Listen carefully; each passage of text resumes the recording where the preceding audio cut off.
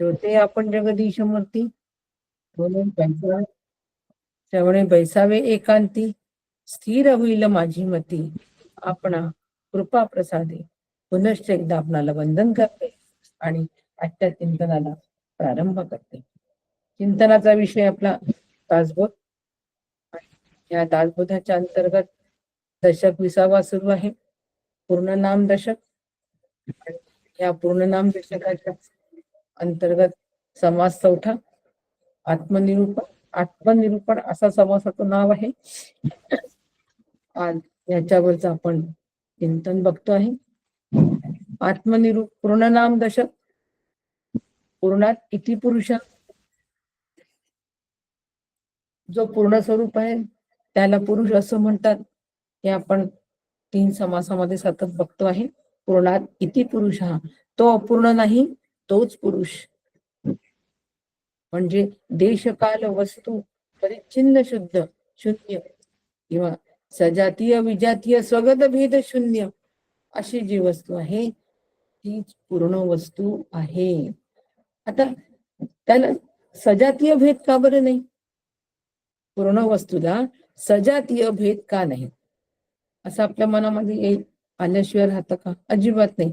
सजातीय भेद नसण्याचं कारण आहे कारण चैतन्य हे निर्गुण आहे. निर्गुण असल्यामुळे त्याला सजातीय भेद नाही. निर्गुण असल्यामुळे सजातीय भेद नाही त्याच्यामध्ये. म्हणजे एकाच जातीचे, म्हणजे फळ ही जात आहे. सजातीय भेद म्हणजे फळ ही जात. आंबा, चिक्कू, मोसंबी, संत्र, म्हणजे फळ ह्या जातीच्या अंतर्गत एकाच जातीचे हे सगळं फळ ह्याच याच्यामध्ये सगळं या सदरामध्येच मोडतात. परंतु आत्मा हा निर्गुण आहे, पण तो गुणातीत आहे, म्हणून त्याला सजातीय भेद नाही. निरुपाधिक असल्यामुळे विजातीय भेद पण नाही. उपाधीच नाहीये त्याला, म्हणून विजातीय भेद नाही. विजातीय भेद म्हणजे एका जातीचे नसणे. म्हणजे घड्याळ आहे, त्याच्यानंतर घड्याळ आहे, पेन आहे, मोबाईल आहे, पुस्तक आहे, म्हणजे अनेक उपाध्यांनी अशी युक्त अशी आहेत ते. परंतु आत्म्याला उपाधी नसल्यामुळे निरुपाधिक आहे ते, विजातीय भेद नाही. आणि निरवय असल्यामुळे स्वगत भेद नाही. लक्षात ठेवायचे. ही मांडणी लक्षात करा, लिहून घ्या मांडणी, काही हरकत नाही. लिहून याच्यासाठी घ्यायची. एकदा आपल्याला पक्क माहित असलं की तो सजातीय विजातीय भेद शून्य रहित आहे, म्हणजे मग तो का सजातीय का म्हणायचं? आत्म्याला ब्रह्मस्वरूप सजातीय काय आहे? कारण निर्गुण आहे. विजातीय का आहे? निरुपाधिक आहे. आणि स्वगत भेद नाही, म्हणजे तो निरवय आहे. अवयव नसल्यामुळे स्वगत भेद नाही. हात, पाय, नाक, कान स्वगत भेद झालं. हा, पण आत्मा हा निरवय असल्यामुळे त्याला स्वगत भेद नाही. असा तो पूर्ण आहे, अभेद रीतीने आहे. अभेद रीतीने असा तो आहे. आणि मी मात्र जीव हा अपूर्ण आहे. जीव अपूर्ण आहे आणि आत्मा पूर्ण आहे, म्हणून ह्या जीवाला अपूर्णत्वाकडून पूर्णत्वाकडे वाटचाल करायची आहे. पक्क लक्षात ठेवायचंय. ही वाटचाल अपूर्णाकडून पूर्णत्वाकडे, जीवदशेकडून आत्मस्थितीपर्यंत आहे. आत्मदशा नाही, देहबुद्धीकडून आत्मबुद्धीकडे वाटचाल करायची. आणि अशी वाटचाल जर करायची असेल तर नेमकं कशी ती केली पाहिजे? निर्गुण ब्रह्म अंतरिबिंबले, अंतरंगात जर ते बिंबवून ठेवायचं असेल तर कशा पद्धतीने विचार मी केला पाहिजे हे समर्थ आम्हाला ह्या पूर्ण दशक 20व्यामध्ये सांगून आले. आणि म्हणून त्या अंतर्गत आत्मनिरूपण. आज दासबोध जयंती फार अत्यंत सुदीन असा आहे. दासबोध जयंती, दासबोधाचा जन्मदिवस. आज दासबोधांची निर्मिती झाली, पूर्ण झाला दासबोध समर्थांचा. तो आजचा मंगल दिन आहे. आणि अशा पावन पर्वावर आपण सुद्धा समर्थांचा दासबोधाकडे आपली पण पूर्णत्वाकडे वाटचाल चालू आहे. दशक 20वा चालू आहे, म्हणजे शेवटचा दशक चालू आहे. दासबोध आपला पूर्ण होणार. आपला अभ्यास कोण पूर्ण होणार? समर्थांचा लिहून पूर्ण झालाय. समर्थांनी कशासाठी लिहिला हो? हा साधकासाठी लिहिला. आणि म्हणून आपली सुद्धा वाटचाल ही पूर्णत्वाकडे सुरू आहे. आणि तो आजचा दासबोध जयंतीचा दिवस. या दासबोध जयंतीच्या निमित्ताने दासबोधाला सुद्धा आपण आज प्रणाम साष्टांग प्रणिपात करू. आणि ते लिहिणारे समर्थ त्यांना सुद्धा साष्टांग प्रणिपात आपण सगळ्यांनी करू. आणि विवरणाला सुरुवात करू. निश्चितच दासबोधाच्या अंतर्गत पूर्ण जो आहे, पूर्णात इति पुरुष हा, त्याचा अनुभव प्रत्येकाला येईल अशी समर्थांच्या चरणी प्रार्थना करू. समर्थ म्हणतात आहे की सकळ जनास प्रार्थना. प्रार्थनेपासून समर्थ सुरुवात करतात आहे. शक्य असेल तर प्रत्येक ओवी घेण्याचा विचार आहे या समासातला. अतिशय सुंदर आहे. कसं होतं बघते. सकळ जनास प्रार्थना उगेच उदास करावे ना, निरूपण आणावे मना प्रत्ययाचे. समर्थ सुरुवातच करून आले आहेत की जर या पूर्णत्वाला मला गवसणी घालायचे असेल, पूर्णत्वाला जर मला या अनुभवाला मला प्राप्त व्हायचं असेल, पूर्णात इति पुरुषा ह्या अनुभवापर्यंत जर पोचायचं असेल तर काय करावं नेमकं? समर्थ प्रार्थना करत आहे. समर्थांना प्रार्थना करा. आम्हाला प्रार्थना करायची वाटते समर्थ. का बरं? कारण समर्थ ऐसी कळवळ्याची जाती करी लाभाविण प्रीती. समर्थ कसे आहेत? समर्थ ऐसी कळवळ्याची जाती, कळवळ्याची जाते हो, लाभाविण प्रीती करतात आहे. आणि त्या कळवळ्या पोटी त्या मला प्रार्थना करतात आहे की बाबा रे, सगळ्यांना माझी अशी विनंती आहे की अभ्यासाचा उगीच कंटाळा करू नका. अभ्यासाचा कंटाळा करू नका. आणि मनापासून अनुभवपूर्वक केलेले जे निरूपण आहे हे मनापासून अभ्यासाला. कोणत्या अनुभवपूर्वक निरूपण? माझं आहे का अनुभवपूर्वक निरूपण? नाही, अजिबात नाही. मग अनुभवपूर्व निरूपण म्हणजे समर्थांनी जो दासबोध लिहिलेला आहे, दासबोधामध्ये प्रत्येक समासाच्या अंतर्गत समर्थ निरूपण करतात आहे. काय माझी दासबोधाकडे पाहण्याची माझी दृष्टी कशी असावी? समर्थ दासबोधाच्या अंतर्गत निरूपण करतात आहे. आणि ते प्रत्येक समास हा समर्थांचा अनुभव आहे. दृष्टी बदलली की नाही हो?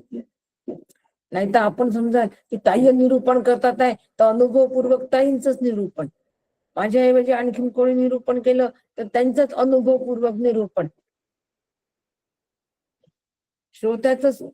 श्रोत्याचं अनुभवपूर्वक निरूपण असं समर्थांना म्हणायचं नाही. वक्त्याचं अनुभवपूर्वक निरूपण असं समर्थांना म्हणायचं नाही. तर समर्थांचा किंवा समर्थांना तसं समर्थ म्हणत असले तरी मी साधक म्हणून या ओवीचा अर्थ कसा करावा? निरूपण आणावे मला प्रत्ययाचे, म्हणजे समर्थांचा प्रत्येक समास हा निरूपण आहे आणि तो अनुभवपूर्वक आहे. आता प्रत्येक समास मी अभ्यास कसा करायचा? कंटाळा न करता करावा. आपण निरूपण आहे का? यात तर काहीच नाही म्हणून सोडून द्यायचं नाही. सूर्यनिरूपण आहे का? यात तर काहीच नाही. काल 1 तास सूर्यनिरूपण वर निरूपण झालं. अतिशय सुंदर असं निरूपण काल झालेलं आहे सुरेंद्र देव यांचं नगर ग्रुपवर. प्रत्येक समास याच्यामधला साधकासाठी आहे आणि साधकाला सिद्ध होण्यासाठी अनुभवाचे बोल आहेत. समर्थांच्या अनुभवाचे बोल आहेत. आणि अनुभवाचे बोल हे लवकर तिथपर्यंत आम्हाला घेऊन जातात. घरामध्ये ज्येष्ठ श्रेष्ठ मंडळी असतात की नाही, आणि जेव्हा आपल्या घरातली ज्येष्ठ श्रेष्ठ मंडळी असतात तेव्हा आपल्याला ते मार्गदर्शन करतात की नाही, की बाबा रे असं करू नका, यावेळेला या प्रसंगाला असं असं वागा, तसं तसं वागा, आमचा अनुभव आहे, हा आमचा अनुभव आहे असं ते म्हणतात. त्यांच्या अनुभवातून ते शहाणे झालेले असतात. आणि ते आम्हाला सांगत असतात की हे लोक तुम्हाला फसवतील, बरं तुमच्याकडून पैसा मागून राहिलेत पण पैसा देऊ नका. हे माझा अनुभव आहे. माझ्या जीवनामध्ये असेच फसवणुकीचे प्रकार झालेले आहेत. आपण शहाणे होतो की नाही आणि विश्वास होतो की त्यांच्यावर, त्या अर्थी ते म्हणतात आहे, त्या अर्थी आपण असं वागता कामा नये. अनुभवाचे बोल ना, या डॉक्टरकडे जा, आम्हाला आमच्या ह्याच रोगावर अतिशय चांगला गुण आला, अनुभवाचे बोल आहे, आपला विश्वास बसतो, आपण तिकडे जातो. अगदी तसंच दासबोधामधला प्रत्येक समाज समर्थांच्या अनुभवाचे बोल आहेत, त्यावर मी निस्सीम श्रद्धा माझी असावी. तोपर्यंत तो दासबोध आम्हाला काहीही देऊ शकणार नाही. त्यासाठी दासबोधाची निर्मिती, ती दासबोध जयंती. समर्थांनी अनेक वर्ष त्याच्यावर लेखन करून तो पूर्ण केला. ती जयंतीमुळे आपण म्हणतो आमच्या जीवनामध्ये दासबोध जयंती रोजच असावी हो. प्रत्येक समाज वाचताना. म्हणून समर्थ आम्हाला प्रार्थना करतात की कंटाळा करू नका अभ्यासाचा. आम्हाला फार कंटाळा असतो, समर्थांना माहितीये किती कंटाळा हो. प्रत्येक गुरुवार शुक्रवार ऐकलोच पाहिजे का? जाऊ दे ना, आज नाहीच ऐकत, आज कंटाळाच आला. थोडं उशिरा जॉईन झालं तर काय होईल? फक्त रेकॉर्डिंग साठी मी 5 मिनिटं उशीर केला, बाकी काही नाही. नाही तर 8:30ला 5 माणसं असले तर 5 लोकांसाठी सुरू करायचं. काय बिघडलं? पण कशासाठी करतोय अभ्यास? माझ्यासाठीच मी करतोय. या भूमिकेमध्ये असलं तर 5 असले काय, 2 असले काय, नाही येऊ द्या लोकांना मग सुरू करू, नाही हो, अजिबात नाही. म्हणून उगीच अभ्यासाचा कंटाळा करू नका. समर्थ आम्हाला वारंवार सांगून राहिलेत हेच. प्रत्यय राहिला एकीकडे, आपण धावतो भलतीकडे, तरी साराचे निवाडे कशी होती, कशी आपली गत आहे सामान्य माणसाची, की आम्ही अभ्यासाची दिशा भलतीकडे असते आणि अनुभवाचं स्वरूप एकीकडे असतो. अनुभवाचं स्वरूप काय आहे? वेदांताचा निर्णय काय आहे? तात्पर्य काय आहे? जीवच ब्रह्मरूप आहे, हा वेदांताचा तात्पर्य निर्णय. आता ह्या निर्णयाकडे जाणारा अभ्यास आम्ही करायला हवा की नाही? जीव मूळचा ब्रह्मरूप कसा आहे, ब्रह्मस्वरूप कसं आहे, जीव कसा ब्रह्मस्वरूप आहे, या अनुषंगिक आमचा अभ्यास व्हायला पाहिजे, या अनुषंगिक आमचं श्रवण व्हायला पाहिजे. आमचं तसं न होता अभ्यासाची दिशा भलतीच कडे असते. कशी असते अभ्यासाची दिशा भलतीकडे माहिती सांगू? 1-2 उदाहरण. असं करा, हे एवढं व्रत करा, एवढं व्रत केलं की तुमच्या मनासारखं सगळं होईल प्रपंचामध्ये. अभ्यासाची दिशा भलतीकडे. कुठे जायला पाहिजे अभ्यास? जीव ब्रह्मैक्याकडे जायला पाहिजे. करतो काय आम्ही? अभ्यासाची दिशा भलतीकडे. पराविद्येची कास धरायला पाहिजे. जे वेदांगुली निर्देशित ती पराविद्या, तसं नाही करत आम्ही. कशाची कास धरतो? अपराविद्येची. आम्ही स्वर्ग प्राप्तीसाठी सगळे प्रयत्न करतो, खूप पुण्य करू, यांना मदत करू, पुण्य तर होईल, इकडे अन्नदान करू, पुण्य तर लाभेल. निष्काम कर्म कोणतंच करत नाही, कोणतंच निष्काम करत नाही. मदत करायला हरकत नाही, पण निष्काम असावी ती मदत सुद्धा. नाही मदत केली त्यांना तर उद्या ते आम्हाला मदत करतील, त्यांच्या संकट काळात धावून गेलो तर ते आमच्या संकट काळात धावून येतील. सकामता, सगळीकडे सकामता. आणि म्हणून सकामता भरलेली असल्यामुळे आम्हाला सार आणि असाराचा नेमका निवाडा करता येत नाही. काय सार आहे काय असार आहे हे आम्हाला कळत नाही. त्याचं कारण असं असतं की आम्ही साराकडे आमची वाटचाल नसतेच, सगळी सकामतेकडे वाटचाल असते. सगळे अपराविद्येचा आम्ही पुरस्कर्ते असतो. पुत्रकामेष्टी यज्ञ करतो, नारायण नागबली करतो, तब्येत चांगली राहण्यासाठी कोणते जप करतो, मृत्यू टळण्यासाठी महामृत्युंजयाचा जप करतो, अनुष्ठान करतो, व्रत करतो, दान करतो, अनुष्ठान करतो. राब राब राबतो, उपास तापास किती किती करतो. कशासाठी? सगळं भौतिक सुख मिळण्यासाठी. बस, लौकिक सुख मिळण्यासाठी.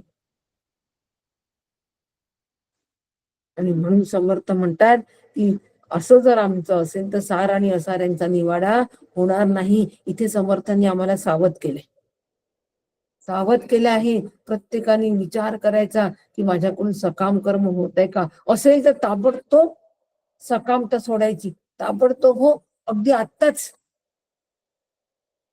देवाची पूजा करतो. कशासाठी? देव आमचं भलं करेल. भलं करेल म्हणजे आमच्या मनासारखं सगळं होईल, आमची मुलं बाळ चांगले राहतील, प्रपंचाची घडी व्यवस्थित अशीच राहील, जीवनात ही घडी अशीच राहू दे.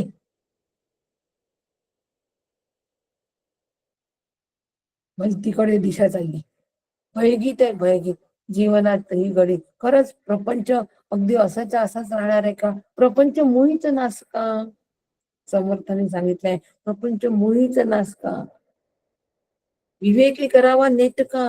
विवेक करा म्हणजे नेटका होईल. सार काय आहे, असार काय आहे याचा विचार करा म्हणजे तो नेटका होईल. आम्ही साराचाच विचार करू, असाराची प्रतिष्ठा मांडणार नाही. आणि विवेक करता फिका होत जातो. आणि मग विवेक केल्यानंतर तो फिक्का फिक्का फिक्का, त्याचे रंग फिक्के फिक्के होतात. इतकं महत्व आहे हो या गोष्टी. म्हणून अनुभवाचं स्वरूप एकीकडे आणि अभ्यासाची दिशा भक्तीकडे असेल तर विवेक होणार नाही, अजिबात होणार नाही. उगीच पाहता सृष्टी गलबला, दिसतो दृष्टी परी ते राजसत्तेची गोष्टी वेगळीच. सगळीकडे विस्कळीतपणा दिसतो मला, दिसतो की नाही. सृष्टीमध्ये सुद्धा विस्कळीतपणा दिसतो की नाही. केव्हाही पाऊस येतो, केव्हाही वादळ येतो. आता समर्थ आम्हाला कुठे घेऊन चालले आहेत? तिसऱ्या ओबीपासून समर्थ आम्हाला ईश्वराची जाणीव द्यायला, ईश्वराचं स्वरूपाची जाणीव करून देतात आहे. कारण आत्मनिरूपण आहे. गुण ब्रह्म ते निश्चय अंतरी बिंबले, इकडे आपला प्रवास चाललाय. अभ्यासाची दिशा भलतीकडे नाही, बरोबर दिशा निघून चालले आहेत ते. मध्ये स्टेशन आहे, ते स्टेशन लागतात का पहा आणि आपली दिशा पक्की करा. जर आम्हाला पूर्वेला जायचं असेल तर पूर्व दिशेला जाताना किंवा त्या पूर्व दिशेला जाताना मध्ये ज्या काही खुणागाठा आहेत त्या खुणागाठा नीट आमच्या लक्षात येतात का, हे लक्षात घ्या, असं समर्थांचं म्हणणं आहे. आणि म्हणून समर्थ म्हणतात आहे की ईश्वर जो आहे या ईश्वराचं स्वरूप आम्हाला माहित पाहिजे, त्याचं कार्य माहित पाहिजे, त्याचं स्वरूप माहित पाहिजे, त्याच्या मर्यादा माहित पाहिजे, त्याची व्याप्ती माहित पाहिजे. हे एक मोठं स्टेशन आहे हो. आत्मनिवेदनापर्यंत पोहोचायचं असेल तर या मोठ्या स्टेशनवरचा थांबा आहे, स्टॉप आहे हा. आणि ह्या स्टॉपवर आम्हाला थांबावं लागतं. परंतु किती वेळ हो, गाडी किती वेळ थांबते? जायचंय कोल्हापूरला आणि कोल्हापूरला जाताना मध्ये स्टेशनवर गाडी किती वेळ थांबते? लागतात, अनेक स्टेशन लागतात. अकोला लागतो, बडनेरा लागतो, दामणगाव लागतो, जळगाव लागतो. याच्यावर किती वेळ गाडी थांबते? फार थोड्या वेळ गाडी थांबते. आणि गाडी थांबली की तेवढे प्रवासी देते की परत निघाली, किंवा काही उतरवून देते की परत निघाली. तशीच आमची विचारांची जी गाडी आहे ना, आमच्या अभ्यासाची जी गाडी आहे ही निघाली आहे स्टेशनवरून. कोणतं स्टेशन आहे हो? जीव नावाचं स्टेशन आहे.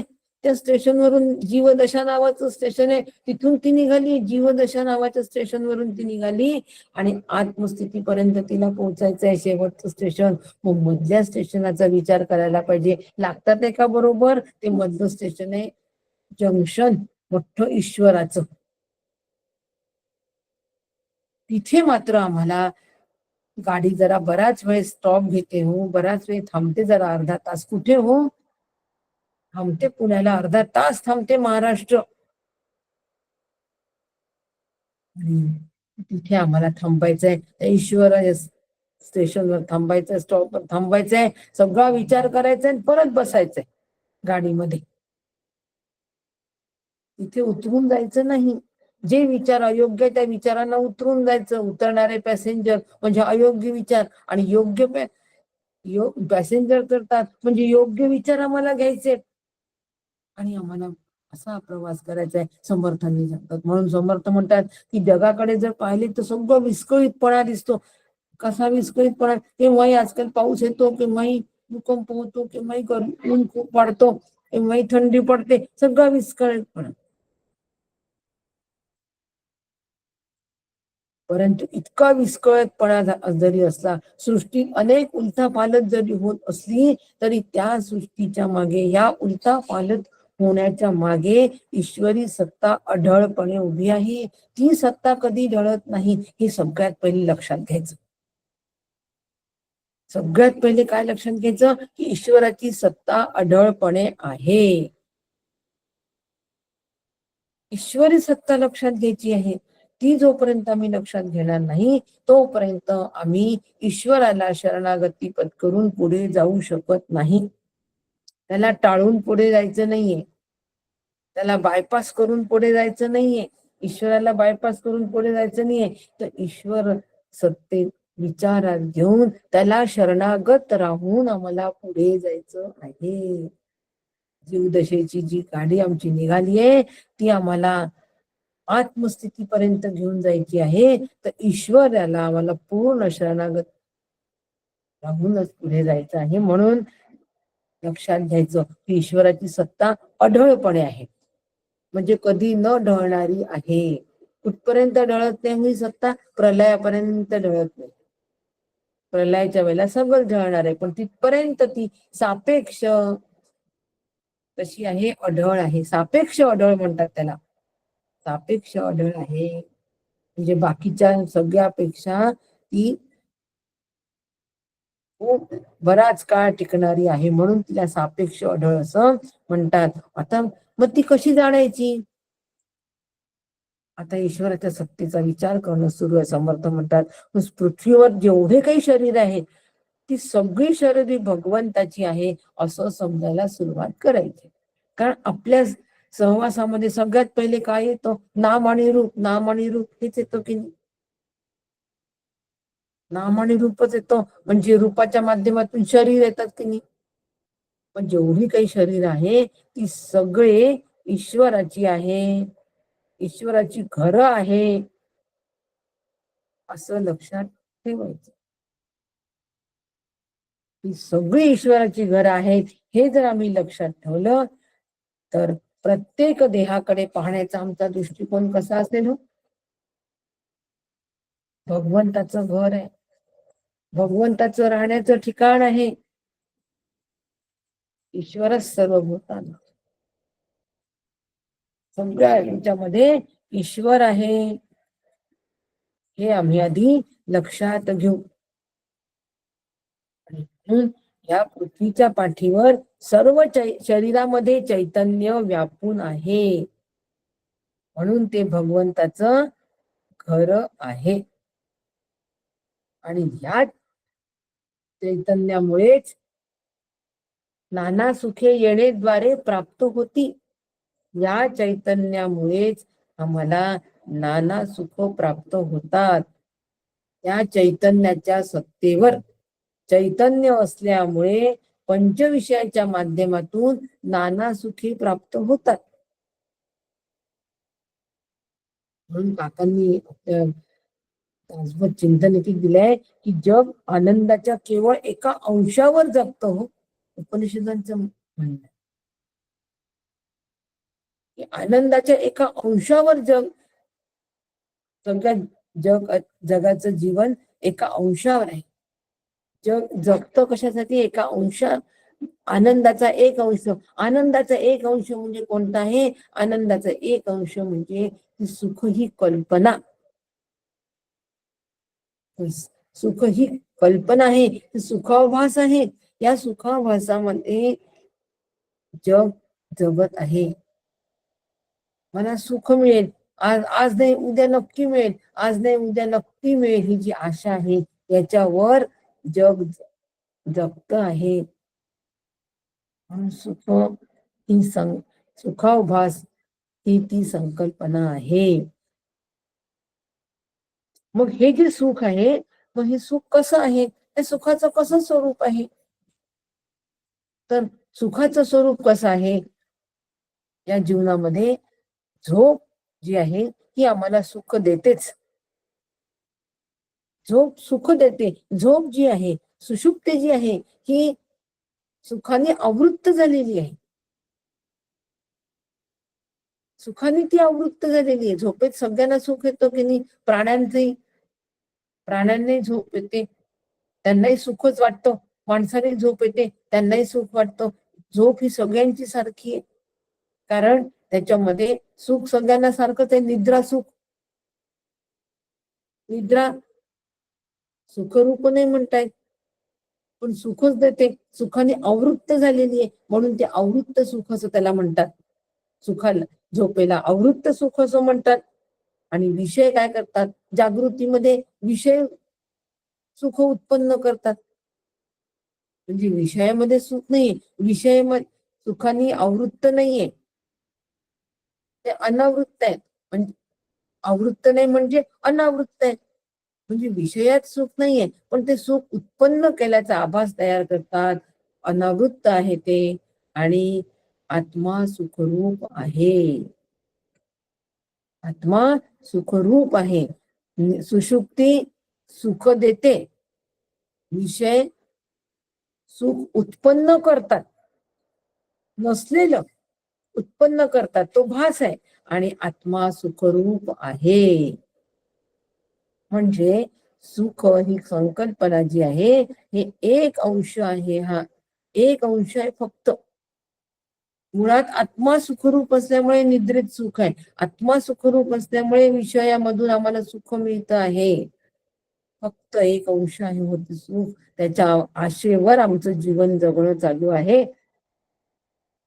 आणि म्हणून आम्हाला ईश्वराचं स्वरूप माहित नाही. ते महात्म्य आणि स्वरूप आम्ही लक्षात घ्यावं, समर्थ आम्हाला सांगतात आहे. आणि म्हणून आत्मा सुखरूप आहे, म्हणून तो सुखही देत नाही आणि तो निर्माण पण करत नाही. साखरेची गोडी, गोडी निर्माण करेल का वेगळी? अजिबात करत नाही. बरं, ती असं म्हणेल का, हे हातावर ठेवते तुमच्या गोडी, असं म्हणेल का? गोडी उत्पन्न पण करत नाही. ती उत्पन्न पण करत नाही आणि गोडी निर्माण पण होत नाही. निर्माणही होत नाही आणि स्वतः असे सांगत पण नाही की हे घ्या गोडी, हे घ्या वेगळेपणाने, असं पण नाही. तसं आत्मा सुखरूप आहे. सुख उत्पन्न पण करत नाही आणि सुख देत पण नाही. हे घ्या सुख, हे घ्या सुख, हे घ्या सुख.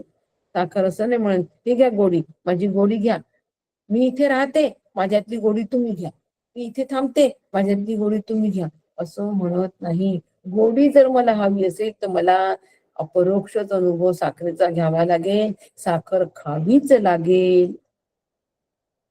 असं सुख जर मला सुखरूपता अनुभवायची असेल तर मला आत्मरूपच व्हावं लागेल.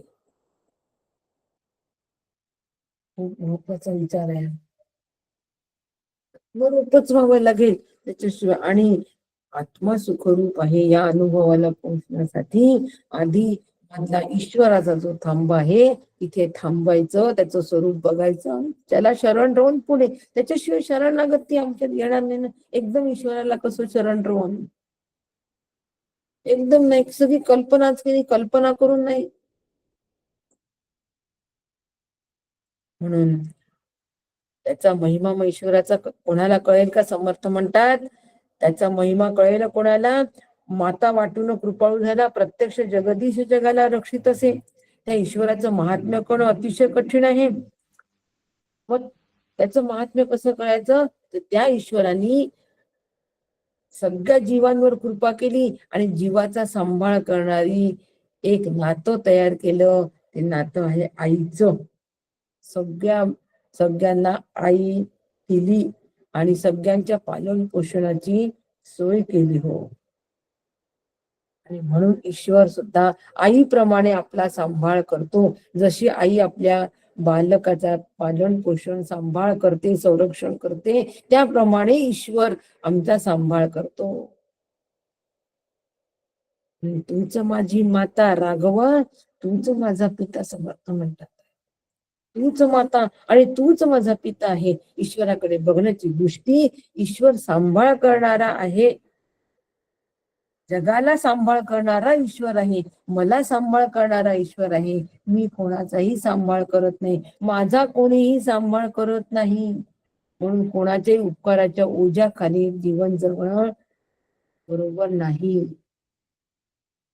उपकाराची फेड पटकन कशी करता येईल याचा विचार करायचा.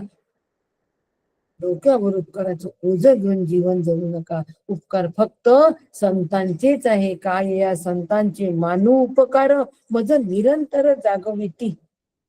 बस. आणि माझा सांभाळ करणारा फक्त ईश्वर आहे. तो ईश्वर घरच्या कुटुंबियांच्या माध्यमातून माझा सांभाळ करतो आहे. ईश्वर शरणागती. आता त्यांनी सांभाळ माझा जसा केला तो मला मान्य करावा लागेल आनंदाने. शरणागती, याला शरणागती असं म्हणतात. ही शरणागती. आणि म्हणून सांभाळ करणारे जे आहे, जी आई आहे ती, त्यामधलं मातृत्व सगळ्या याच्यामधलं सारखं आहे. प्राण्यामधल्या सुद्धा प्राण्यामधली सुद्धा आई जी आहे ती मातृत्व तिच्यात पण आहे. आणि मनुष्यामध्ये सुद्धा आईमध्ये मातृत्व ही ते सगळ्यांना सारख्या प्रमाणात दिलेली आहे. म्हणून मांजरीने जरी आपलं पिल्लू दाताने उचललं असं तरी त्या मांजराला दात लागत नाही, लक्षात घ्यायचं. तरी दात लागत नाही त्या पिल्लाला, कारण मातृत्व आहे ते सारखंच आहे. भगवंताने ती सगळ्या देण सारखीच दिली. मातृत्व बघायचं. मातृत्व बघितलं म्हणजे मग आम्हाला ईश्वरत्व दिसेल, तोपर्यंत दिसणार नाही. म्हणून ईश्वर हा जगाला सांभाळणारा आहे, आईसारखं सांभाळतो. मग त्याची जी सत्ता आहे ती पृथ्वीवर अनेक रूपांनी काम करते. ईश्वराची सत्ता, ईश्वराचं महात्म्य पाहणं चालू आहे, ईश्वराचं स्वरूप पाहणं चालू आहे. ईश्वर कोण आहे? ईश्वर नियंता आहे. जीव नियम्य, ईश्वर नियंता. जीव अज्ञानी आहे, ईश्वर ज्ञानदाता आहे. लक्षातच ठेवायचं. जीव परिच्छिन्न एकदेशिता, ईश्वर सर्वथा सर्वगत. लक्षातच ठेवायचा. ईश्वर नियंता आहे, जीव नियम्यच आहे. मग तो आपल्या अनेक रूपांनी या पृथ्वीवर काम करतो. प्रत्येक पृथ्वीवरची जेवढी रूप आहे ती सगळी ईश्वराचीच रूप आहे. सत्ता रूपाने पण तो सगळ्यांच्या अंतःकरणात राहतो. अंतःकरणामध्ये ईश्वराची सत्ता असल्यामुळे ते अंतःकरण चलायमान झालंय, चैतन्य असल्यासारखं वाटतं. देह चैतन्य असल्यासारखं जे वाटतं ते कशामुळे? ईश्वराची सत्ता आतमध्ये आहे म्हणून. आणि म्हणून त्यांचे सर्व गुण आणि कला सुद्धा त्या जीवामध्ये असतात. आणि असा जो ईश्वर आहे, हा ईश्वर या शरीरामध्ये राहतो. शरीर रूपी पूर म्हणजे शहर, सकळ पुरांचा ईश. पूर म्हणजे शहर. आणि ह्या शहराला अनेक 9 द्वार आहेत. म्हणून 9 द्वार त्याला असल्यामुळे पूर असं म्हणतात. आणि म्हणून त्यात राहणारा, त्या पुरात वास्तव्य जो करतो, शेते म्हणजे वास्तव्य जो करतो, म्हणून त्याला पुरुष म्हणतात. म्हणून अक्षर पुरुष असं त्याला गीतेने म्हटलेलं आहे. अक्षर पुरुष आहे तो, सगळ्या शरीरामध्ये व्यापून राहतो. सर्व जगातही ईश्वर व्यापून आहे आणि सर्व शरीराचे व्यापार तो सहजतेने चालवतो. आता या शरीराचा व्यापार चालवताना मला मी करतो असं वाटलं पाहिजे. मी एवढं काम करतो, मी एवढा अभ्यास करतो, तरी मला थकवा येत नाही असं वाटलं पाहिजे. वाटता कामा नये. मी नगण्य घटक आहे, निमित्त मात्र भवसव्य साची आहे. करता करविता ईश्वर आहे. शरणागती चालू आहे. कशासाठी? पुढच्या स्टेशनवर चाललोय हो, हा थांबा एकदम लक्षात घेऊन घेऊ, सगळे याचे पाहून घेऊ. अर्धा तास गाडी थांबते, आपली पण थांबलीच आहे. 1 तास गाडी तेवढी थांबून सगळं पाहून घेऊ, त्यांना शरण जाऊ, पुढे जाऊ. म्हणून प्रत्येक शरीर सत्ता केंद्र आहे आणि सगळे व्यवहार पण ईश्वरच चालवत आहे. मग ईश्वराने असं नाही बघितलं काय की हा ओंगळ आहे, हा देखणं शरीर आहे, असं त्यांनी पाहिलेलं नाही. त्याच्यानंतर कोणाला ब्रह्मज्ञान व्हावं, कोणाला होऊ नाही असं सुद्धा त्याच्यासाठी त्यांनी काय केलंय? अविद्या किंवा अज्ञानाला आडवे का घातलं याचं उत्तर त्यालाच माहित. आम्हालाच अविद्या असावी का, आम्हालाच अज्ञान असावं का? त्यांना नाही, ते चांगले जन्मता सिद्ध झाले, त्यांना आचार्य पद दिलं, आम्हाला नाही मिळालं आचार्य पद. हे असं का बरं? हा प्रश्न आपल्या मनामध्ये येतो की नाही? त्यांना मिळालं आचार्य पद, मला का नाही मिळालं? माझ्यात काय कमी होती? ईश्वराला माहित.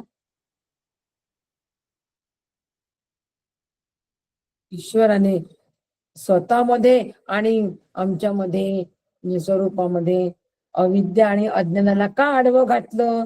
आम्हाला का ब्रह्मज्ञान होऊ नये?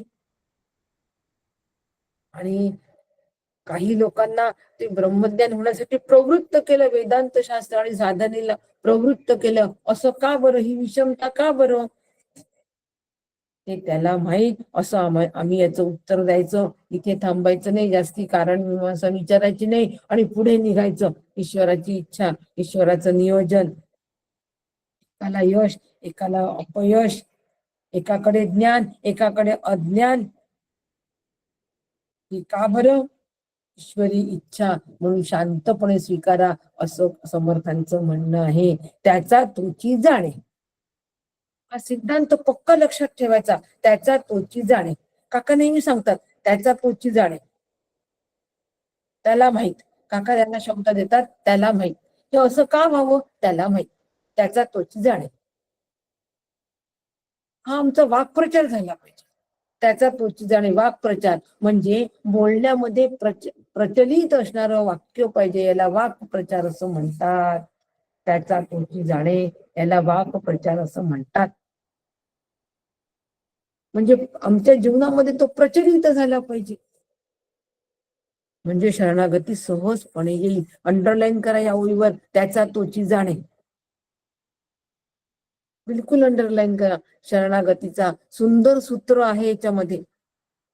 म्हणून आम्हाला जर खऱ्या पद्धतीने खऱ्या देवाला ओळखायचं असेल, थोरल्या देवाला ओळखायचं असेल, खऱ्या परमेश्वराला, सगळ्या सृष्टीमध्ये परमेश्वराला पाहणं हेच खरं ध्यान आहे. आणि त्याला आम्ही पाहण्यासाठी सगळा प्रयत्न आम्हाला करायचा आहे. हे जे ध्यान आहे, हे ध्यान पूर्ण ज्ञानावर आधारित आहे, विचाराधिष्ठित आहे, ज्ञानाधिष्ठित आहे. डोळे बंद करून बसण्याचं ध्यान नाही. या ईश्वराला चराचरामध्ये बघायचं आहे आणि मग त्या ईश्वराचं अधिष्ठान बघायचं आहे, अधिष्ठानाकडे जायचं. वैचारिक साधन आहे. हे वैचारिक साधन आम्हाला करायला पाहिजे. त्यासाठी ज्ञानदृष्टी अशी आम्हाला जेव्हा येईल, तेव्हा मग आमचं अज्ञान हटेल. नाहीतर आम्ही अज्ञानातच असतो. थोडंफार समर्थ म्हणतात की प्राणी संसार असा आला, काही एक शहाणा झाला, मग तो विवरू लागला भूमंडळी. थोडंफार आम्हाला थातूर मातूर कळतो, त्याच्यातच आम्ही धन्यता मांडतो. आम्ही सकाळी 5 वाजता उठतो, जप करतो, पूजा करतो, पोथी वाचतो, उपास करतो, एक वेळ जेवतो, याच्यात धन्यता मानतो. पण आम्ही अज्ञानातच असतो. समर्थ म्हणतात की आम्ही अज्ञानातच असतो. विचार करा आता, अज्ञानाची व्याप्ती बघा किती आहे. तेवढी व्याप्ती समर्थाने अज्ञानाची दिलेली आहे. काही एक शहाणा झाला याच्यात अज्ञानाची व्याप्ती सगळी आली.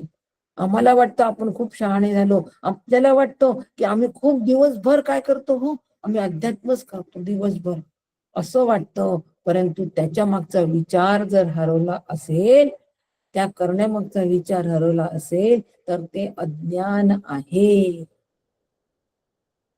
करण्यामागचा विचार हरवता कामा नये. तो विचार फार महत्वाचा आहे. ते मर्म जाणून घ्यायचं मग करायचं. म्हणून समर्थ म्हणतात की मग कोणतं मर्म आहे ते? प्रगट रामाचे निशाण कोणतं आहे? प्रगट रामाचे निशाण आहे आत्माराम ज्ञान घन विश्वंभर विद्यमान भाग्ये कळे. हे त्याचं मर्म आहे. प्रगट रामाचं निशाण आम्हाला कळलं पाहिजे, म्हणजे आम्ही अज्ञानामध्ये वावरणार नाही. तो प्रगट राम कसा आहे? आत्माराम आहे. आत्माराम आहे म्हणजे कुठस्थ चैतन्य आहे, आत्मचैतन्य तो राम आहे. चैतन्य रूपी रामराय आहे आत्माराम. ज्ञान घन आहे म्हणजे ज्ञानमय आहे, ज्ञान रूप आहे. तो मी आहे. प्रत्येक वेळेला तो मी आहे. नुसतं तो आहे तो आहे तो आहे असं म्हणणं सुद्धा अज्ञान आहे. त्याला ज्ञानदृष्टी जेव्हा प्राप्त होईल, तो मी आहे, तो मी आहे ही ज्ञानदृष्टी आहे. आत्माराम ज्ञानघन आहे. आत्माराम आत्मचैतन्य आहे, ज्ञानरूप आहे, तो मी आहे. विश्वंभर आहे, विद्यमान आहे. विश्वंभर म्हणजे विश्वात भरून राहिलेला ईश्वर आहे.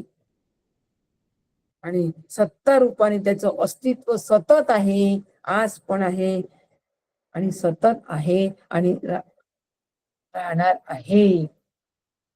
सच्चित आनंद रूप आत्मस्वरूप आहे, ते मी आहे. हे प्रगट रामाचं निशाण आहे. प्रगट आहे, लपून नाहीये. प्रगट निरंजन, प्रगट निरंजन आहे. समर्थांचं सुंदर भजन अभंग आहे. प्रगट आहे. मुक्ताबाई म्हणते ब्रह्म दिसे उघडे, जगामध्ये ब्रह्म दिसे उघडे. लपून नाही आहे हो ब्रह्मस्वरूप. अज्ञान आहे म्हणजे आमच्याकडून जीवाकडून अज्ञान आहे. ब्रह्मस्वरूप उघड आहे, जीवाने पांघरून घेतलेला आहे, पांघरुणाखाली तो दडलेला आहे. म्हणून पण जेव्हा या जीवाला जी शुद्ध जाणीव आहे ब्रह्माची, ते ब्रह्म मी आहे, ब्रह्म मी आहे, मूळचा ब्रह्मरूप आहे. ही जी शुद्ध जाणीव आहे, ही शुद्ध जाणीव जर का या जीवाच्या तिथे निर्माण झाली, या जाणीवेमध्ये जर असला जीव, तर हे फार भाग्याचं लक्षण आहे आणि फार मोठ्या भाग्याने कळतो हो मी मूळचा ब्रह्मरूप आहे. हे फार मोठ्या भाग्याने. बहुत सुकृताची जोडी. म्हणून विठ्ठल आवडी. विठ्ठल कोण आहे? प्रत्यक्ष परब्रह्म स्वरूप विठ्ठल आहे आणि ती मी आहे. बहुत सुकृताची जोडी पाहिजे, नाही तर मग विठ्ठल ईश्वराच्या रूपामध्ये बघतो, विठ्ठलाची सेवा करतो, विठ्ठलाची भक्ती करतो. परंतु विठ्ठलाने सांगितलं, नामदेव महाराजांना सांगितलं, नामदेवांशी बोलत असलेले विठ्ठल, यांच्या कीर्तनात नाचत असलेले विठ्ठल, त्यांच्या हाताने जेवत असलेले विठ्ठल म्हणतात आहे नामा, तुला जर का माझं परब्रह्म स्वरूप कळून घ्यायचं असेल, कुठे जा? श्री गुरूंकडे जा. ते वाट बघतात आहे आणि ते तुला सांगतील. विठ्ठला कशाला गरज आहे, तू माझ्याशी बोलतो, खेळतो, नाचतो, जेवतो, मला काय गरज आहे? नामा, तू फक्त मला या मूर्तीतच बघतोय. चराचरामध्ये मी आहे हे तुला कळत नाही आणि ते तू आहेस हे तुला कळत नाहीये. हे तुला कळून घ्यायला तुला तिथेच जावं लागेल, ज्यांनी याचा अनुभव घेतलेला आहे. फार भाग्यवान आहोत. तो जीव फार भाग्यवान आहे, त्याला ही जाणीव आहे. तो जीव फार भाग्यवान आहे. आणि असं भाग्यवान मला व्हायचं आहे. म्हणून आम्हाला उपासना जरी आम्हाला आमच्या श्री गुरूंनी उपासना जरी दिली असेल तरी सुद्धा अनुराधाताई आपला व्हिडिओ चालू आहे, कृपा करून बंद करा. म्हणून धन्यवाद ताई. आणि म्हणून आम्हाला आमच्या श्री गुरूंकडून जरी उपासना मिळाली असेल तरी त्या उपासनेमध्ये जर सकामता शिरली तर त्या उपासनेने काहीही मिळत नाही. म्हणून सकामता त्याच्यामध्ये उपासनेमध्ये आली नाही पण निष्काम उपासना असावी, सकामता नसावी. याचं आम्ही अगदी डोळ्यात तेल घालून पालन केलं पाहिजे. उपासना निष्कामच असावी. उपासनेमध्ये केव्हा सकामता शिरते आमच्या लक्षात पण येत नाही. म्हणून आम्हाला काय जाणण्यामध्ये पुरुषार्थ आहे, आम्हाला साक्षी जाणायचं आहे, द्रष्टा जाणायचं आहे. म्हणजे कोण जाणायचं आहे? हो,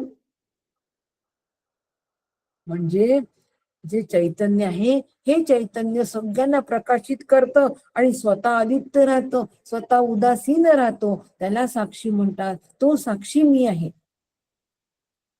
तो द्रष्टा मी आहे, हे मला जाणायचं आहे. आणि हे जाणण्यामध्ये खरा पुरुषार्थ आहे. पण त्यासाठी आम्हाला सज्जनांची संगत करावी लागते. सतत प्रवचन कीर्तन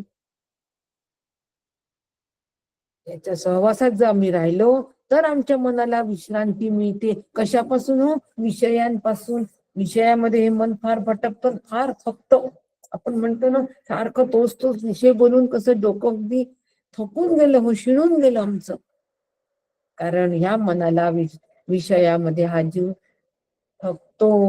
शांत होणं म्हणजे थकणं. आता त्याला विश्रांती हवी असेल तर मात्र कीर्तन, प्रवचन, सत्संग, श्री गुरूंचा संग, संत विश्रांतीची विश्रांती. तिथे वृत्तीच उठत नाही, त्या वृत्तीला कामच नाही तर ती थकेल कशी? थकतच नाही. फार महत्वाचं आहे. आणि म्हणून आम्ही सतत अभ्यासात असावं. म्हणजे कीर्तन, प्रवचन याच्यामध्ये आम्ही जर असलो तर आमचे सगळे अंदाज, तर्क हे सगळे खलास होतील असं समर्थ म्हणतात आहे. आणि समर्थ म्हणतात आहे असं हे करत असताना ह्या जगदांतराचे जे रूप आहे, हे जे रूप आहे हे या रूपात कडे आधी आम्ही लक्ष दिलं पाहिजे. कसं आहे हे रूप? तर ह्या हरी, हा जो हरी आहे हा हरी पहिले ब्रह्मरूप आहे.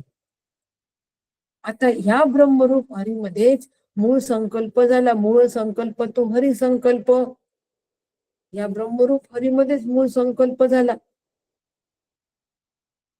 म्हणजे त्या मूळ संकल्पाला पण हरीच अधिष्ठान आहे की नाही? ईश्वर तिथूनच पुढे ईश्वर तयार झाला की नाही? मग आम्ही काय बघितलं पाहिजे? या संकल्पाच्या मागचं अधिष्ठान पाहायला पाहिजे. या संकल्पाच्या मागचं अधिष्ठान पाहायला पाहिजे. कारण आम्हाला काय जाणायचं आहे? आम्हाला साक्षी जाणायचं आहे, आम्हाला तो द्रष्टा जाणायचा आहे. आणि ते मी आहे, आत्मनिरूपण. याला आत्मनिरूपण असं म्हणतात. आणि म्हणून आम्ही सगळ्या जगामध्ये हरी पावा. त्या हरी ब्रह्मरूप हरीमध्येच हा मूळ संकल्प झालाय. आणि त्या मूळ संकल्पापासून ही सगळी सृष्टी, देहादी जगत तयार झालेलं आहे. हा सतत विचार जागा असावा, ही दृष्टी आमची असावी की ईश्वर, आम्ही ज्याला ईश्वर म्हणतो आहे, जो मूळ संकल्प झाला आणि या मूळ संकल्पापासून ईक्षणरूप प्रयत्न जो ईश्वर तयार झाला, हा वाच्यार्थाने जरी ईश्वर असला तरी लक्षार्थाने हा ब्रह्म आहे. हे कधी विसरता कामा नये. लक्षार्थाने हा ब्रह्म आहे. वाच्यार्थाने ईश्वर असला तरी लक्षार्थाने ब्रह्म आहे. तत्वमसी मध्ये वाच्यार्थ लक्षार्थ लक्षात घ्यायचं. आणि म्हणून या ईश्वराची उपासना आम्ही निष्कामतेने जर केली तरच आम्ही ज्ञानरूप ब्रह्मापर्यंत पोहोचू शकतो सगुणाच्या आधारे, निर्गुण पावी जे निर्धारे. आता थांबा हळूहळू सोडतोय बरं का आपण, स्टेशन आपण हळूहळू सोडतोय. गाडीनी थोडी हळूहळू स्पीड घेतलेली आहे आणि एकदम सोडल्यानंतर स्पीड एकदम आलं हो मुरगुड शिवगड, काकांचं घर, आत्मस्थिती. म्हणून आम्ही सगुणाच्या आधारे निर्गुण पावी जे निर्धारे, यासाठी सगुणाचा आधार घेतलेला आहे, यासाठी सगुणाची उपासना करतो आहे. आणि तो निर्धार झाला की आम्ही ब्रह्माची, निर्गुण ब्रह्माची स्वरूपाला प्राप्त होणे आहेच. म्हणून अहम ही जी तत्पूर्वीची जाणीव जी आहे ना, अहम जाणीव, मी आहे मी आहे मी आहे, अहमची जी जाणीव आहे, आधी जाणीव रूपाने मला जाणायचंय, शुद्ध जाणीव, मी ब्रह्म आहे ही शुद्ध जाणीव, मी ब्रह्म आहे, ते मी आहे, सहा अहम सोहम सोहम, ही शुद्ध जाणीव जी आहे, हे शुद्ध जाणीवेकडे लक्ष ठेवायचंय. ही शुद्ध जाणीव प्रामुख्याने आमच्या आधी असली पाहिजे. आणि ह्याच अहमला महाकारण, ईश्वराचा महाकारण देह म्हणतात आणि साधकाचा पण महाकारण देह हाच आहे. मी ब्रह्म आहे हा महाकारण देह साधकाचा, आणि ही जी जाणीव आहे पूर्ण संपूर्णपणे चराचरामध्ये असलेली, तो ईश्वराचा महाकारण देह. फक्त संकल्पामुळे ब्रह्म आणि मूळ माया एवढा फरक झाला हो. फक्त संकल्प झाला म्हणून हा फरक झाला, बस. ब्रह्मावर संकल्प उठला म्हणून मूळ माया तयार झाली, म्हणून अहम ही जाणीव तिथे तयार झाली. फक्त संकल्पामुळे, एक संकल्प काढला की मूळचा असलेला ईश्वर हा ब्रह्मरूपच आहे, लक्षार्थाने ब्रह्मरूपच आहे. माझ्या या साधकाचा चौथा देह जो आहे, मी ब्रह्म आहे ही जाणीव, वृत्तिलेश हा संपला, हा संकल्प लोपला की मी ब्रह्मरूपच आहे. म्हणून संकल्प जीवा ब्रह्मत्व आहे संकल्प लोपी, म्हणून संकल्प जीवनामध्ये माझ्या सगळे गेलेच पाहिजे. आता या संकल्पाच्या पाठीमागे लागता कामाने, केवढे संकल्प करतो सकाळपासून, हे लहान लहान संकल्प जोपर्यंत संपणार नाही तोपर्यंत मुख्य संकल्प कसा, मी ब्रह्म आहे ही जी जाणीव आहे, या जाणीव ही वृत्तिलेश आम्हाला जर हे करून घ्यायचं असेल तर संकल्पाचा लोपच झाला पाहिजे निश्चितपणे. आणि असा संकल्पाचा जेव्हा बाध होईल त्यावेळेला परब्रह्म हे व्यापक निर्विशेष अनुभवाला, या अनुभवाला आम्ही प्राप्त होऊ. हीच आत्मनिवेदन भक्ती आहे, हेच आत्मज्ञान आहे. शुद्ध ब्रह्म मी आहे हा अनुभव येतो. पण त्यासाठी शास्त्र शुद्ध विचार समर्थ म्हणतात केला पाहिजे, साधनापूर्वक प्रयत्न केला पाहिजे. आणि उपास्य आणि उपासक मी एकच आहे, नाम आणि नामी यांचा अभेद आहे, ते मी आहे. हा अनुभव आम्हाला सगळ्यांना घ्यायचा आहे. आणि म्हणून यासाठी समर्थ म्हणतात की सामर्थ्य आहे चळवळीचे जो जो करील त्यांचे, परंतु येथे भगवंताचं अधिष्ठान पाहिजे. क्रियाशीलतेला सामर्थ्य आहे, क्रियाशीलता महत्वाची आहे. देरे हरी खाटल्यावरी होणार नाही. जो जो उद्योगी राहील, सावध साक्षेपी आणि दक्ष, ही क्रियाशीलता आहे. जो असा राहील त्यालाच, जो जो करील त्यांचे त्यालाच ते प्राप्त होतं. परंतु हे सगळं करीत असताना भगवंताचं अधिष्ठान हवं, भगवंताचं अधिष्ठान हवं, त्याशिवाय काहीही होत नाही. त्या सामर्थ्य भगवंताचं आधी मी लक्षात घ्यावं, ईश्वराचं सामर्थ्य लक्षातच घ्यावं. आणि त्या ईश्वराचं अधिष्ठान ब्रह्म आहे ही अधिष्ठान दृष्टी मी लक्षात घ्यावी. त्याच्याशिवाय हे शक्य नाही. म्हणून सामर्थ्य आहे चळवळीचे, जो जो करील तयांची, जो ही चळवळ करेल आत्मप्राप्तीसाठी, जो क्रियाशील राहील. चळवळ कशाची? आत्मप्राप्तीची. आणि भगवंताचं अधिष्ठान दृष्टी, या अधिष्ठान दृष्टीवर ही चळवळ करायची. मग प्रत्येकाला ते प्राप्त होईल. हा समर्थांनी फार महत्वाचा संदेश दिलेला आहे. तेरी हरी काटल्यावरही मिळणार नाही. चळवळ करावी लागेल, क्रियाशीलता लागेल, त्याचं सामर्थ्य आवश्यक आहे.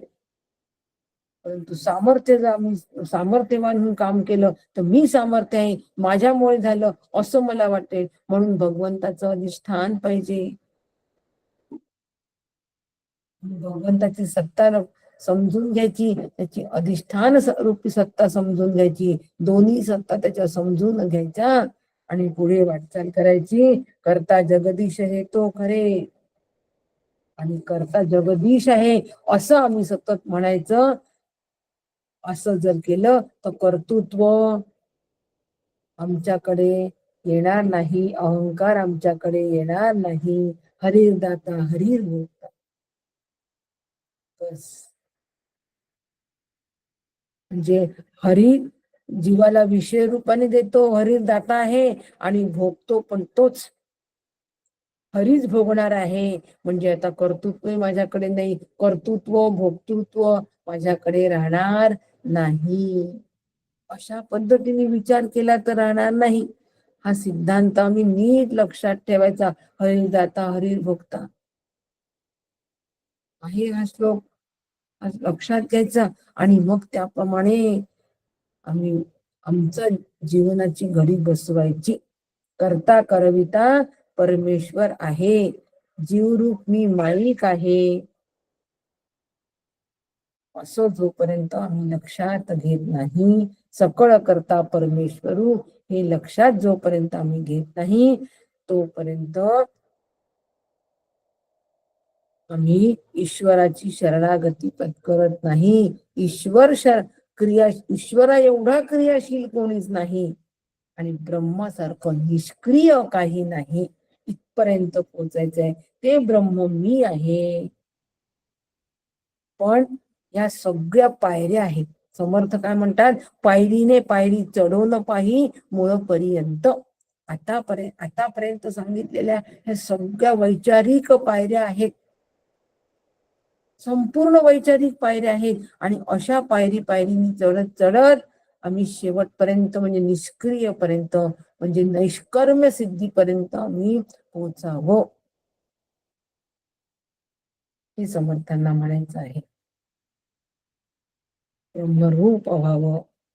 ह्या पायऱ्या, ह्या समासामध्ये एक एक पायरी दिलेली आहे, आणि त्या पायरीने हळूहळू चढत जायचंय. कोणत्या पायऱ्या? हो, अभ्यास. सगळ्यात पहिले सावध केलाय, अभ्यास करा, कंटाळा करू नका, अनुभवपूर्वक निरूपण. त्याच्यानंतर पायरी दिली आहे की अभ्यासाची दिशा नीट असावी. मग पायरी दिली आहे ईश्वराची सत्ता आढळपणे आहे, ही पायरी आहे. इथे या, आणि ती आढळपण सत्ता पाहायची असेल तर ईश्वरांची सगळी घरं आहे, ही आढळ सत्ता पाहण्याची पायरी. आणि सगळ्या जीवाचा सांभाळ करण्यासाठी आई मातृपद ईश्वराने दिलं, आणि तो स्वतः त्याच भूमिकेमध्ये राहून आमचा सांभाळ करतो. त्याची भूमिका लक्षात यावी म्हणून आमच्यासाठी दृश्य रूपाने आईचं स्वरूप तयार केलं, मातृत्व दिलं. मातृत्व देऊन आम्हाला त्याच स्वरूपाची ओळख करण्याची पायरी परत दिली, आणि त्याचं महात्म्य, त्याचं स्वरूप लक्षात घेण्याची पायरी, आणि मग त्याची उपासना करायची नेमकी. अशी उपासना करून वैचारिक साधन घ्यायचं, आणि वैचारिक साधन घेऊन मग मात्र निष्क्रियता तर शेवटपर्यंत पोहोचायचं, पायरी पायरीने चाललोय हो आपण, या पायऱ्या लक्षात घ्या आणि निष्कर्म सिद्धीपर्यंत पोहोचायचंय. ही निष्कर्म सिद्धी सगळ्यांना प्राप्त हो अशी समर्थांच्या चरणी आजच्या दासबोध जयंतीच्या निमित्ताने पुनश्च एकदा प्रार्थना करते. श्री गुरुचरणी पण प्रार्थना करते.